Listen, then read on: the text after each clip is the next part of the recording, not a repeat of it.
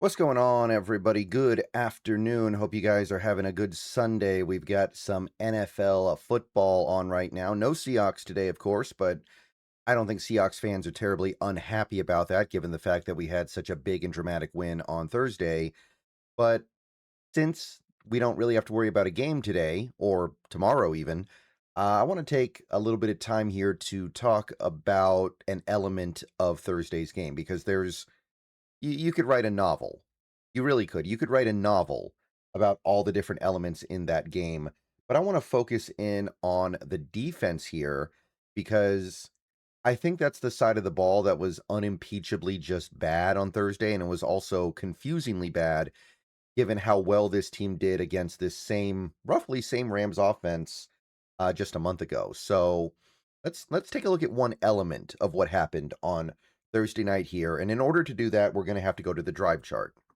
All right, guys, let's take a minute so I can tell you about Sleeper, a one-stop shop for all your sports needs. You can celebrate and chat on sports games in real time with other users. You can get the fastest scores, blazing fast sports news and sports alerts right at your fingertips. And of course, you can use Sleeper to play in fantasy leagues and win real money on picks contests. This is the way sports were meant to be enjoyed together. So download Sleeper today. Use promo code SBN to get up to a $100 match on your first deposit. And you can pair that with another promo they have right now where you can get a $20 entry free with no deposit required. So get both of those things going. Terms and conditions apply. See Sleeper's terms of use for details. Currently operational in over 25 states and growing. So check out Sleeper today. Get to it and go have some fun with sports this year. All right, so what happened over the first three quarters, really? Let's say three quarters. Really, if you want to be technical, it's like 3 quarters and 1 minute, approximately 3 quarters and 2 minutes. But what really happened in the first 3 quarters against the Rams on Thursday? And I'm talking about the defense. So let's go through here. Okay, 32 yards, turnover on downs, fine. 71 yards, field goal. 78 yards, field goal. Okay, I mean, bend, don't break. 62 yards, touchdown. End of half, basically just kind of a throwaway drive. Doesn't really mean anything. 51 yards, field goal. And then one play, 1 yard touchdown, whatever. That one doesn't really count, but 85 yards, touchdown. So that's the drive chart for the first 3 quarters. You might notice that in that listing, I did not list a single punt, nor did I list a single turnover. There were no punts, no turnovers. We had one turnover on downs on the first drive. Other than that, the defense really didn't stop anything. Their only good drive outside of the turnover on downs was the end of the half throwaway drive. And I guess, the 1 yard touchdown drive isn't a good drive, but it's also not the defense's fault. But every drive is resulting in, I would say, positive things happening for the Rams. Even the one where they turned it over on downs, they still moved the ball. They still got 32 yards. So the first 3 quarters in this game were an unmitigated disaster. And remember, we're talking about the Rams with no Devontae Adams, no Tyler Higbee, no Rob Havenstein, and early in that game, no Kevin Dotson. So this is not a healthy Rams team at all. By the way, Sean McVay may have been a little bit distracted because of what's going on with his wife giving birth. By the way, they did kind of get into Seattle late because of the inclement weather. So if anything, there should have been mitigating factors that made the offense worse. But that was one of the best games they've had, like this whole season or the whole Stafford era. That was pretty much a clinic. And with about 13 minutes and 30 seconds left in the fourth quarter, they had done everything that you could want to do. Like, they may as well have been playing the Cincinnati Bengals defense or maybe the Dallas Cowboys defense. No sacks, no turnovers, no punts forced.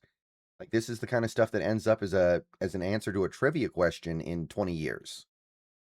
So what made this happen? There are a lot of things that made this happen, everything that I just described.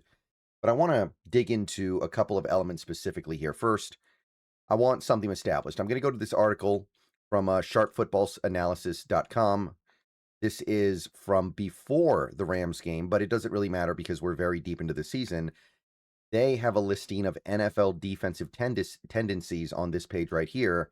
And if I sort by lowest blitz rate, what you will see is that Seattle doesn't blitz very much. I think this is common knowledge. I think everybody knows this, but only 6 teams blitz at a lower rate than Seattle. Seattle blitzes at about 21.3% of the time. So they are near the bottom. The Rams are a little bit lower. You have a few other teams that are lower, but Seattle does not really blitz. This is something that they pride themselves on. They can get pressure and do what they need to do without actually blitzing. So, with that in mind, playing in probably the most important game of the year, what do you think they did? Well, for the first 3 quarters of the game, they actually blitzed a pretty extreme amount. According to Next Gen Stats from this tweet from NFL Researcher, and by the way, Next Gen Stats very good at what they do. From the first to the third quarter, so the first 3 quarters of the game, the Seahawks blitzed at a 38.5% rate. So when Stafford was dropping back, 38.5% of the time they would blitz. Now, if you go back to the chart here, you will see that only one team in the entire NFL has a higher blitz rate than 38.5%, the Minnesota Vikings. Everyone else is below. So a team that never blitzes almost ever suddenly blitzed at an almost league high rate for 3 quarters. And what happened? Well, they didn't really get very much pressure. Their pressure rate was actually 27%, and they had 7 quarterback pressures. So it didn't work on that level. It certainly didn't work on this level in terms of actually stopping the other team from moving the ball. And by the end of the third quarter, the Rams had 23 points and were about to put up a 30th. They were 4 yards away from 30 points. So this is very confusing to me because you would think Seattle would want to dance with the girl that they brought to the dance. And the girl they brought to the dance was a defense that does not blitz and finds a way to get it done anyway. And keep in mind here, and I know this is subjective and I know some people would argue against this, typically you do not want to blitz good veteran quarterbacks. Stafford is definitely good, and he is also definitely a veteran. So this is not the kind of quarterback that you really want to be blitzing if you are a defense, because the idea is, and I know some people dispute this, but generally speaking, most people agree, you do not want to blitz because quarterbacks like Stafford have seen it all. They know it all. Anything you send at them, they have seen before. They're going to pick up on it and they're going to exploit it. You want to blitz lesser quarterbacks. You want to blitz younger quarterbacks, guys who don't have that experience. They're going to get surprised by it. Stafford is not that guy. So what happened in the fourth quarter and overtime of this game?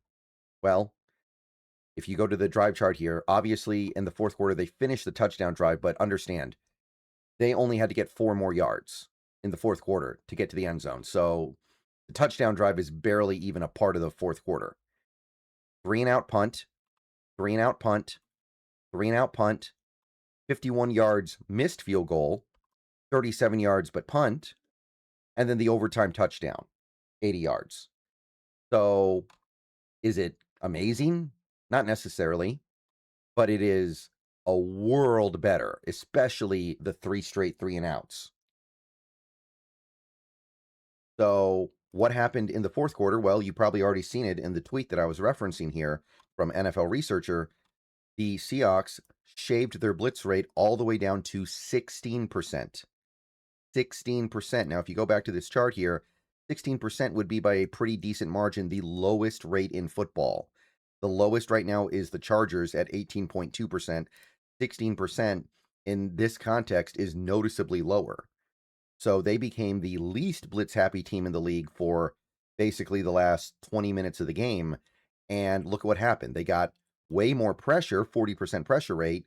They had more pressures total, and 3-and-out, 3-and-out, 3-and-out, 0 points allowed until the overtime drive. And remember, and this is key here, a lot of the positive plays, a lot of the good plays, and the drives, and obviously the touchdown the Rams had, they came after big injuries. Like, by the time we got to that stage in the fourth quarter, Kobe Bryant was out, Reek Woolen was out, Nick Emanwari was out. 3 starters in the secondary were on the bench. So, on some level, of course, they're going to do something eventually, right? Mike McDonald is not a wizard. Mike McDonald cannot take a bunch of backups and perform over and over and over again against one of the best offenses in football. It just cannot happen. So, even that, it's like, yeah, I know they put together some decent drives. I know they had some good yards. The missed field goal is obviously not really the fault of the offense because it was a makeable field goal, but still, you look at this and it becomes abundantly clear that things got massively better in that fourth quarter and overtime. And this is the main switch that got flipped. They just stopped trying to blitz. Now, why this happens is it's a little bit confusing to me. And I wrote an article on Seahawks on SI about this very topic. So some of you guys have probably already seen that article, but I really wanted to make a video about this as well because I think this is a really big thing. Look, the bottom line is one thing that the Rams have done very well this year, and this AP article kind of goes into it really well. The Rams are using 3 tight end sets more than pretty much any other team in the league.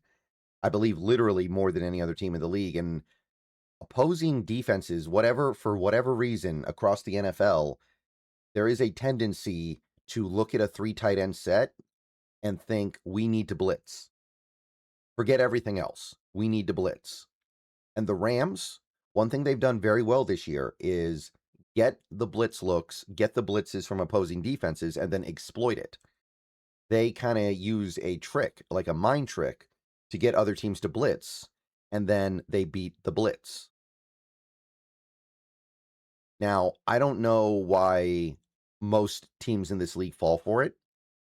I mean, to my eye, it is a pretty simple understanding that you don't want to blitz an offense like this, but teams keep doing it. But I certainly didn't think Mike McDonald was going to fall for it, right? I thought Mike McDonald might be a little bit more advanced than that. He might have a better understanding of all the things I just talked about in this video. But for the first 3 quarters, maybe he did fall for it a little bit. Now, I know the Rams don't line up in 3 tight end sets on every single play, but you can believe there was a healthy amount of it, especially in a game with no Devontae Adams. And they don't have Higbee right now. That probably restricts them a little bit from what they would like to do, but they're still using 3 tight end sets. And regardless of 3 tight end sets or not, that's just one element here. Stafford's not the quarterback I would ever want to blitz. And it's very confusing to me why, for 3 quarters, McDonald had to learn that lesson the hard way, because it's not like he's unfamiliar with stymieing this Rams offense. He did it earlier this year, a month ago. He did it last year in Seattle. He knows how to have a good day defensively against the LA Rams. So why we saw this switch get flipped that I think very obviously should not have been flipped, and to have it result in such a disastrous first 3 quarters, it does kind of boggle the mind a little bit. And I think that as somebody that really, really wants this team to maximize everything they can get this season as a fan, it needs to be questioned. Maybe it's just that simple matter of desiring to blitz the 3 tight end set a lot. I can understand that most teams want to do that, but there's something else going on here. And what I can say is that I feel like this team does a pretty good job of learning from their mistakes. So I hope they're looking at things like this and realizing, yeah, we should not do that. We should do the thing that worked. The thing that did not work, there's a reason why it didn't work. It wasn't just random variance. It didn't work because it doesn't make sense. Do the thing that makes sense. 16% blitz rate. Count on your front 4 to get home. If they don't, then your back 7's going to have to hold up, and they are fully capable of doing that. All right, see you guys later. Go Hawks. First actual Seahawks video with this microphone, by the way. Pretty happy with it. And yeah, let me know what you guys think down below. I will see you guys soon. Go Hawks. Probably one more video later today. We'll see if anything happens. And yep, that's all she wrote.